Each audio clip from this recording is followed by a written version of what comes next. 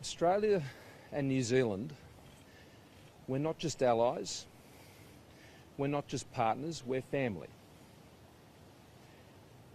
And as family members with our New Zealand cousins today, we grieve, we are shocked, we're appalled, we are outraged,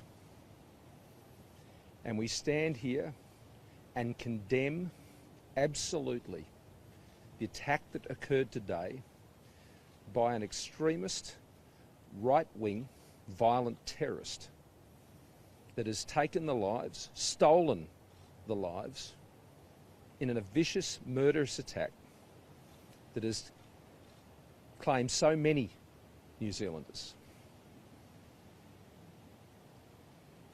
This attack reminds us of the evil that is ever present and would seek to strike out at any time. And I particularly want to convey my heartfelt sympathies not only to all of the New Zealand people, as I'm sure all Australians would join me in doing, but I particularly want to express my sincere prayers and thoughts for those New Zealanders, indeed Australians of Islamic faith today, who have been the subject of this vicious and callous right-wing extremist attack. I'm not going to go through the details of this today because that is properly done by the New Zealand authorities. The New Zealand authorities are conducting that investigation. I've just concluded a briefing with our own authorities here and agencies, and it is for New Zealand who are leading, obviously, the investigation to be able to confirm details of any individuals and certainly the number of casualties, and I'll leave that them to make those announcements. I've already been in contact with Prime Minister Ardern. She's obviously caught up in many briefings today. She described it as the darkest day, and I agree with her. I agree absolutely with her. Australian authorities have already put in place all the necessary responses and precautions that are necessary here in Australia.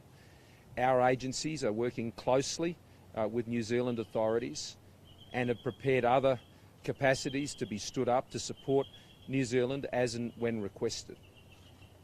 I can confirm that the individual who was taken into custody, I've been advised, is an Australian-born citizen, and obviously that element of the investigation Australian authorities are involved in, and they will be proceeding with their investigation, which has already been stood up, involving all the relevant agencies. We will keep Australians safe in every way possible we can. And we will work with our partners in the region, our family in the region in New Zealand, to do everything we can to support them to keep their people safe as well. But right now, there is a numbness. There is just a still shock that has laid upon us all, as we thought would be unthinkable in a place like Christchurch. But it has happened. And it is such a sad and devastating reminder of the evil that can be ever present about us. Happy to take a couple of questions, but as I said, in terms of the details of investigations, they are properly addressed by the New Zealand authorities. We are obviously being kept abreast of developments in those investigations and our participation in supporting those investigations